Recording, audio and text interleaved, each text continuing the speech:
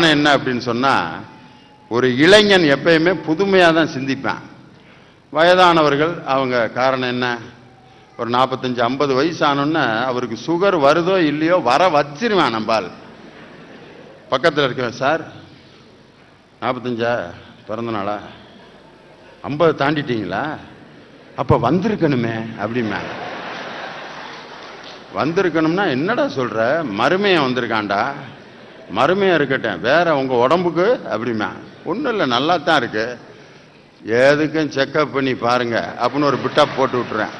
அவன் பாட்டுக்கு செவனேன்னு இருந்தவனை செக்அப் பண்ணி பாருன்றுவேன். சில பேர் ஆஸ்பத்திரிக்கு போனாலே டாக்டரை கூப்பிட்டு ப்ரெஷர் செக் பண்ணுங்க சார், சார் கொஞ்சம் ப்ரெஷர் பாருங்க. அந்த டாக்டர் பேசாம வாயை வச்சுக்கிட்டு ப்ரெஷர் செக் பண்ண வேண்டியதானே. அந்த துண்டை சுத்தும் போதே ரிலாக்ஸ் ஆருங்க, பதறாதீங்க, ரிலாக்ஸ் ஆகும் சார் இருக்கிறேன், பதறாதீங்க, பதறல சார்,